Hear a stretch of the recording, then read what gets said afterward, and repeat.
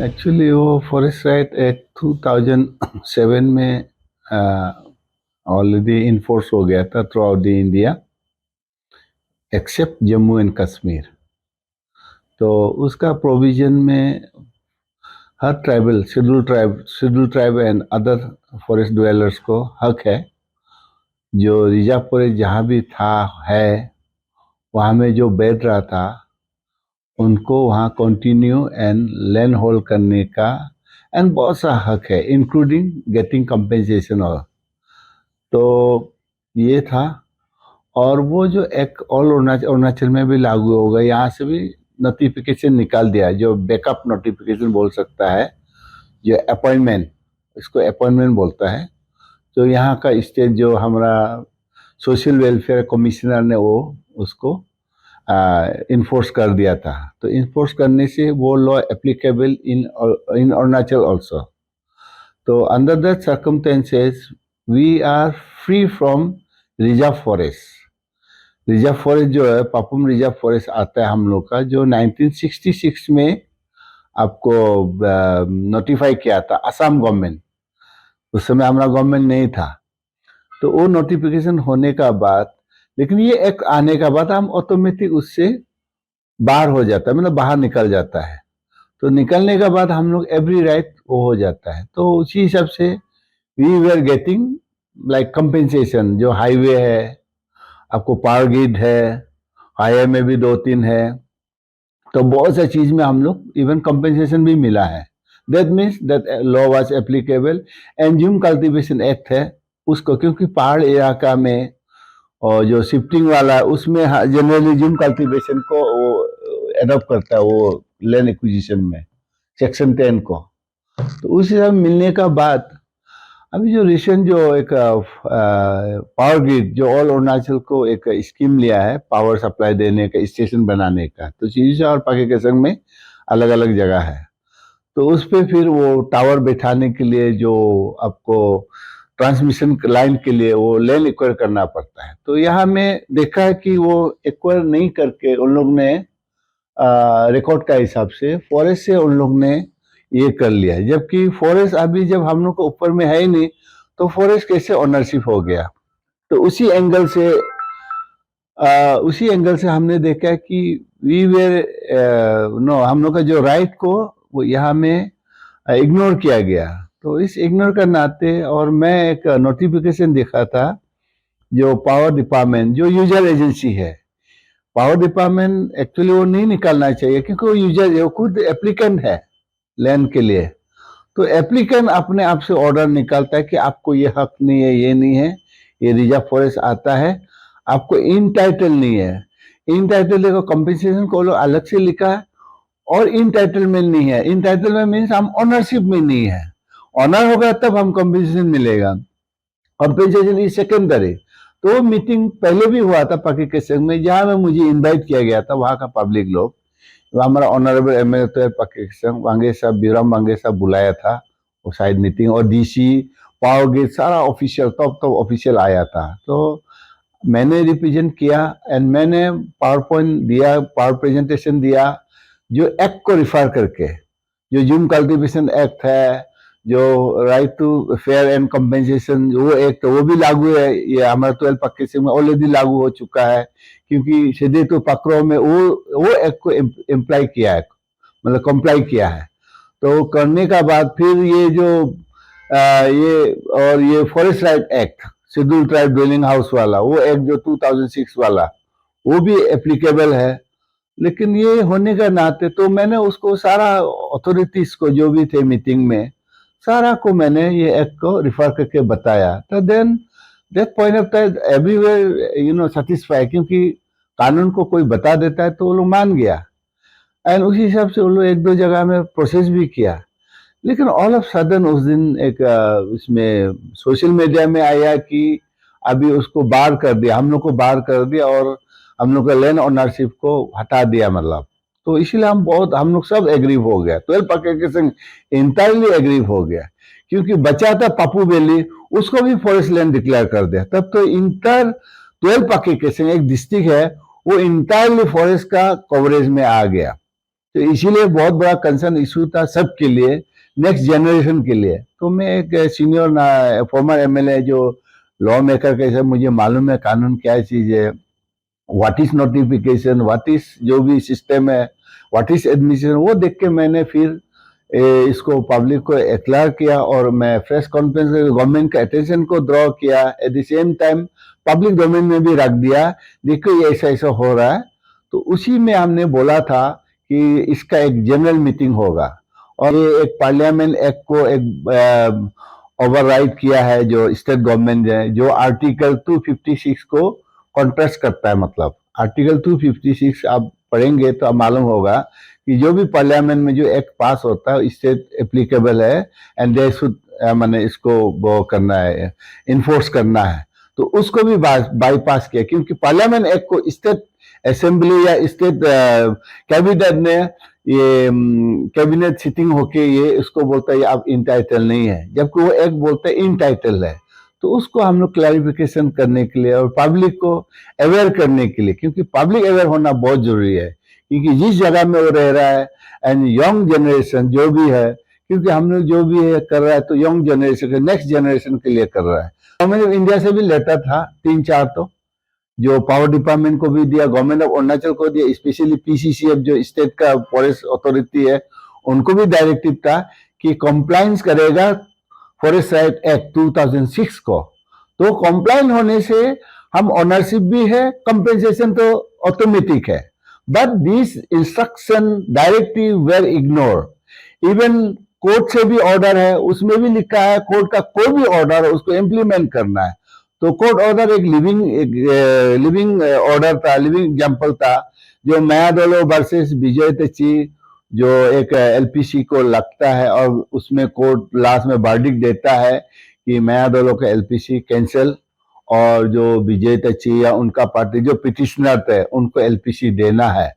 और उसका साथ और भी कोर्ट ने एक डायरेक्टिव दिया, हाई कोर्ट ने, कि जो भी अप्लाई करता है अंडर फॉरेस्ट राइट एक्ट 2006 का अंदर में जितना भी ट्राइबल है, क्योंकि शेड्यूल ट्राइबल, उसको एलपीसी देना चाहिए, देना है, मैंडेट, एकदम bound to give. That word the court ने यूज किया। लेकिन अभी उसी ऑर्डर को गवर्नमेंट ऑफ अरुणाचल ने एक कैबिनेट डिसीजन लेके एलपीसी को कैंसिल तो किया, लेकिन जो शेड्यूल ट्राइब जो यहाँ रेसिडेंट रहने वाला है उनको जो एलपीसी देना बोल के उसको फिर उन लोग ने इग्नोर कर दिया। इग्नोर करके उल्टा उनको दीवार कर दिया, मीन्स फॉरेस्ट जो राइट एक्ट से हटा दिया उनका जो कैबिनेट डिसीजन से। तो इसीलिए ये बहुत एक पॉइंट था एंड यूनियन पॉइंट था पब्लिक का, कम्युनिटी का। तो उसका बाद ये इवन मायादोलो को भी ये क्लियरली लिखा है कोर्ट ने, ये कैंसिल करने के बावजूद भी उनको बोला है कि आप प्रॉपरली अप्लाई करो, प्रॉपर माने जो प्रोसीजर है आप उसको करो, क्योंकि उनका एलपीसी जो है वो हेफाजतली मैंने एक्वायर किया था, इसीलिए कोर्ट ने उसको संगीन लेते हुए उनको बोला है आपका एलपीसी को कैंसिल करना है और दोबारा आपको अप्लाई करना अगर लेना है तो। That mean even she was also being scheduled tribe of within the under the provision of forest right act 2006, क्योंकि उसको बाहर नहीं कर सकता है कोई कानून, क्योंकि वो एक उनको प्रोटेक्ट देता है। तो इसीलिए कोर्ट ने भी उसको सही ढंग से जजमेंट दिया, आपको भी मिलेगा लेकिन प्रॉपर ढंग से। तो कोर्ट का डायरेक्टिव भी था, गवर्नमेंट ऑफ इंडिया जो ministry environment forest and climate change वहां का जो अथॉरिटी उन्होंने भी डायरेक्शन दिया कि फॉरेस्ट राइट एक्ट 2006 को कंप्लाई करना है एंड ड्यू रिकॉग्निशन देना है, जो आपको लैंड ओनरशिप है, देन कम्युनिटी का ओनरशिप है, देन आपको कंपेंसेशन, ये सब सारा उनको वहां में एक्ट आता है। Even right to forest, right to fair and compensation में भी ये फॉरेस्ट राइट एक्ट को मतलब कंप्लाई करने के लिए ऑर्डर है। तो इसीलिए सारा ये चीज को कैबिनेट ने डिस्टॉर्ट करके, मतलब मेरा ख्याल जो सेक्रेटरी कंसर्न है शायद उनको प्रॉपरली गाइड नहीं किया या इग्नोर किया या इग्नोरेंस है। अदरवाइज वो पार्लियामेंट एक्ट पास किया वाला को इतना ओवरशीट नहीं करना चाहिए था, एंड जिसका चलते हुए आज गवर्नमेंट को दोबारा मेरा ख्याल, और रिसेंटली जो मीटिंग हुआ वहां में मैंने प्रेजेंटेशन दिया, सबने अप्रिशिएट किया एंड मैंने बुकलेट बनाया, बुकलेट ऑलमोस्ट कॉम्प्रिहेंसिव डॉक्यूमेंट बना के जो गवर्नमेंट को एक मैसेज देता है कि हाँ ये बहुत यूनियन है बोल के। तो वो होने के बाद फिर यूनानिमसली फिर हमको उन लोग ने इशू चेयरमैन ना क्या प्रेसिडेंट बनाया, अलॉन्ग विद मेरा और 4 मेंबर्स है, जैसे कि पीडीएफ का उसका जनरल सेक्रेटरी श्री न्यान्या गोलो जी, उसका बाद फॉर्मर पीडीएफ सेक्रेटरी जो प्रेसिडेंट चुमा नाभुम जी को वाइस प्रेसिडेंट बनाया। उसका बाद फिर वहाँ का जो लोकल है जो ऑर्गेनाइज किया था कोलाब्रेशन, जिसका साथ कोलाब्रेशन करके मैंने अफेक्टेड को किया था, उनको फिर कन्वेनर बनाया है। और हमारा जो स्टूडेंट यूनियन जो डिस्ट्रिक्ट का है थॉमस नाबुम बोल के है, उनको भी एक असिस्टेंट सेक्रेटरी दिया। तो हम 5 को फिर पब्लिक ने यूनियनली हम लोग को सिलेक्ट किया, नॉमिनेट किया टू गो अहेड गवर्नमेंट का साथ नेगोशिएट करने के लिए, गवर्नमेंट का साथ अपना सलाह मशवरा करने के लिए। इसीलिए अभी हम लोग 5 अभी सिटिंग करेंगे। सिटिंग करने के बाद हम लोग best of the best possible way, easiest way, earliest way में हम लोग इसको रिजर्व करने की कोशिश करेंगे। गवर्नमेंट को कन्विंस करने की कोशिश करेंगे कि गवर्नमेंट ने आपने कहा में गलती किया, सही किया। और अपना ही गवर्नमेंट है, प्रो कम्युनिटी गवर्नमेंट है। मेरा ख्याल पेमा खांडू साहब ये अगर मैसेज को सुन रहा है या देखेगा तो डेफिनेटली गलती तो होता है कभी कभी, और वो कमिश्नर या ऑफिशियल लेवल से भी कभी कभी मिसगाइड होता है, या ये शायद ऐसे ही हुआ होगा। अदरवाइज इतना 3-4 एक्ट जो ऑलरेडी अप्लाई किया हुआ कंपनसेशन दे चुका है, उस जगह को फिर नहीं देने का ऐसा कैबिनेट डिसीजन लेना तो वो एकदम गलत था, क्योंकि वो कोर्ट या कहीं लीगल में उसको एडमिट नहीं करेगा उनका उसको। पाकी केशन का बहुत सारा ऐसा प्लेस है जैसे कि सेजुसा, डिशिंग पासो और कुछ पाकी का भी कुछ जुरिडिक्शन आता है। हाँ हाँ। तो उसको बफर जोन डिक्लेयर किया। तो बफर जोन डिक्लेयर करके वहाँ में ऑलरेडी फॉरेस्ट लैंड ही माना जाता है, वहाँ एलपीसी अलाउ नहीं रहता। तो क्या डिफरेंस है आपका फॉरेस्ट एक्ट 2006 और ये बफर जोन? क्या ये फॉरेस्ट एक्ट के आ जाने से क्या एलपीसी मिलेगा या बफर जोन भी रहेगा? थोड़ा इसका थोड़ा मैं डेफिनेटली देखिए, ये जो बफर जोन है, ये कोई भी, ये घर का भी बफर जोन हो सकता है। रूम का बाहर जो भी चारों तरफ होगा उसको हम बफर या बाउंड्री बोल सकते हैं, जब आउटसाइड का। तो ये बफर जोन जो है सुप्रीम कोर्ट का एक मेरा ख्याल मैंडेट चीज है। सुप्रीम कोर्ट ने एक टाइगर कंजर्वेशन को इम्पोर्टेंट दिया, क्योंकि देखो हमारा यहाँ इतना डेंस फॉरेस्ट होता है, हम एक दूसरे को जानवर को नहीं देखता है। लेकिन इसी तरह से टाइगर वगैरह बहुत सा इंडिया का हर स्टेट में है जहां में फॉरेस्ट नहीं एकदम विजिबल होता है, उनका घर से जाके हरिन जानवर को खींच के खींच के खाने के लिए ले जाता है। तो वहां और यहाँ का अंतर है। लेकिन जब बफर जोन बोलता है तो सुप्रीम कोर्ट का ये रूलिंग था कि कोई भी जानवर हो उसका एक कोर जोन होना चाहिए। कोर जोन मीन्स उसका एकदम मेन जहां में वो सोएगा, खाएगा, जन्म देगा और उस टाइप का। तो वो उसको देख के उन्होंने बफर जोन बनाओ बोला है। ये नहीं बोला कि पूरा सेंचुरी को आप बफर जोन बनाओ या कोर जोन बनाओ। ये आप कभी भी सुप्रीम कोर्ट का डायरेक्टिव को पढ़ना कभी समय मिलने से, उसमें सुप्रीम कोर्ट ने कदापि नहीं बोला। लेकिन हाँ, क्रिटिकल मीन जहां में जानवर रह रहा है, जानवर सोता है, जानवर वही रहता है, वो तो कोर में रहता है, क्योंकि वो आदमी से या किसी और से बहुत डिस्टेंस रखता है। तो इसीलिए वो कोर क्रिटिकल जोन बोला गया उसको, और क्रिटिकल का चारों तरफ को उसको बफर जोन डिक्लेयर करो बोला है। तो हमारे यहाँ में मालूम नहीं ऑफिसर या मेरा जो पब्लिक है, और उसको भी करने का एक क्लियर कर गाइडलाइंस है कि वहां का कम्युनिटी को कंसल्टेशन लेना, वहां का ग्राम सभा यहाँ 2 चीज है। हम लोग ग्राम सभा बोलने से वो ग्राम पंचायत को सोच लेता। ग्राम सभा मीन्स एडल्ट, जो मतलब एक गांव का बुजुर्ग, महिला सारा मिला के एक समूह को ग्राम सभा बोलता है। और ग्राम ट्राइबल है, प्लीज नोट ऑफ इट, हम प्रीमिटिव ट्राइबल है, फ्री एग्रीकल्चर कम्युनिटी है। हम यहाँ 1 साल करेंगे, नेक्स्ट साल हम दूसरा पहाड़ में करेंगे, ये सब में आता, हम वो कम्युनिटी है। अब ट्राइबल में भी बहुत से ट्राइबल है। आप प्लेन एरिया में जाएगा, राजस्थान में जाएगा, कहीं दूसरा में जाएगा, वहां का ट्राइबल फिर अलग है।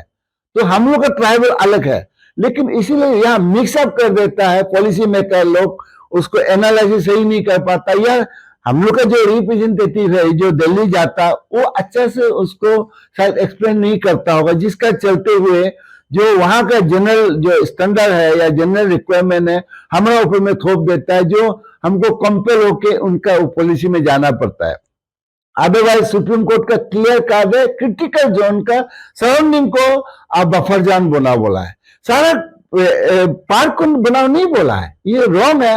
लेकिन जब ऑफिशियल को पावर मिल जाता है, सुप्रीम कोर्ट का एक वर्ड भी मिल जाता है, वो लोग ऊपर चल के मतलब कुछ भी कानून बना देता है, और हम पब्लिक सोचता है सुप्रीम कोर्ट का ऑर्डर है। लेकिन सुप्रीम कोर्ट का ऑर्डर आप देखिएगा, ऑनेस्टली मैम बोलता है, पढ़ोगे तो उधर में कहीं ये नहीं लिखा कि सारा आपका पार्क को जो बफर जोन बना या कोर जोन बना बोल के, जबकि पाकिस्तान वाइल्ड लाइफ सेंचुरी में पूरा एरिया को वो लोग कोर जोन बना दिया। ये बड़ा गलती है, जबकि ये हो नहीं सकता। क्यों? क्योंकि वहीं में उनका ही बिल्डिंग है, उनका ही स्टाफ वहां रह रहा है, हम तो बाहर में है, हमारा स्टैब्लिशमेंट है, ऑफिस है, आईबी है, सब कुछ है। तो वो जनरली वो आना चाहिए, उसका बाहर में, हम तो बाहर में है।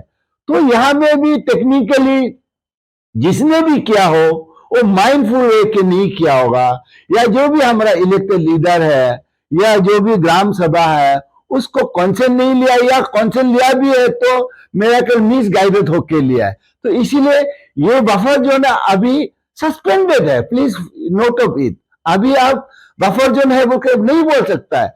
मिनिस्ट्री मैंने गवर्नमेंट ऑफ अरुणाचल ने एक नोटिफिकेशन निकाला है जो बफर जोन को दोबारा रिव्यू करो बोल के। That means buffer zone is at present, मैं ऑफिशियल रिकॉर्ड का बात कर रहा हूं।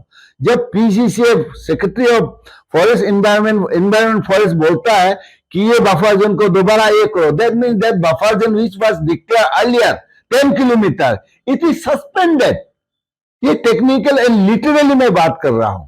तो मैं तो यही बोलूंगा, वाइल्ड लाइफ का सेंचुरी का अंदर में सारा बिल्डिंग है, वो अगर बफर जोन को क्रॉस करता है तो मैं कहा जाऊंगा, है ना।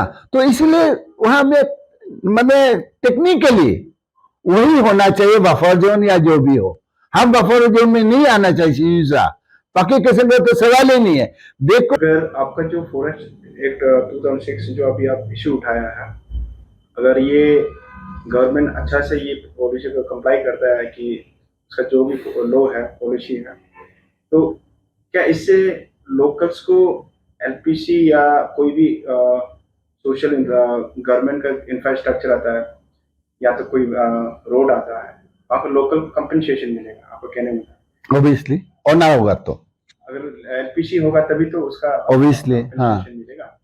लेकिन होता क्या है कि अभी कोई अगर अप्लाई करेगा लैंड एलपीसी के लिए, लेकिन अभी तक एडमिनिस्ट्रेशन की तरफ से ये बोलता है कि फॉरेस्ट से क्लियरेंस लो, एनओसी लो, लेकिन फॉरेस्ट कभी देता नहीं, क्योंकि वो अपना आपको मानता है कि वो जहाँ इनहेबिटेंट है, जहाँ का लोकल्स अभी बैठ रहा है पॉपुलेशन इंटायर डिस्ट्रिक्ट में, फॉरेस्ट अभी भी यही क्लेम करता है कि उनका है। कुछ भी आता है या तो एलपीसी अगर अप्लाई करता है, गवर्नमेंट एडमिनिस्ट्रेशन देता नहीं है।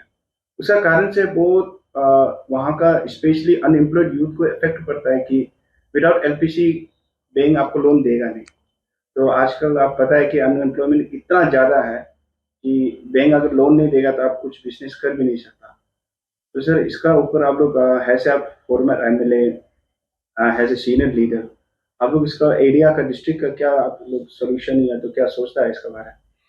देखिए, फॉरेस्ट राइट एक्ट 2006 जो एक्ट है उसमें क्लियरली डिफाइन किया हुआ है, सेक्शन 7 उसमें क्लियरली लिखा है हमें फॉरेस्ट क्लाइंट्स लेने की जरूरत नहीं है, क्लियरली लिखा है वहां में।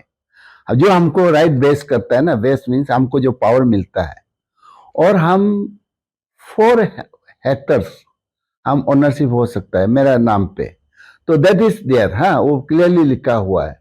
उनका एक डेडलाइन भी है 13 दिसंबर 2005 तक, लेकिन उससे आगे रहने वाला होना पड़ेगा, that is their right deadline.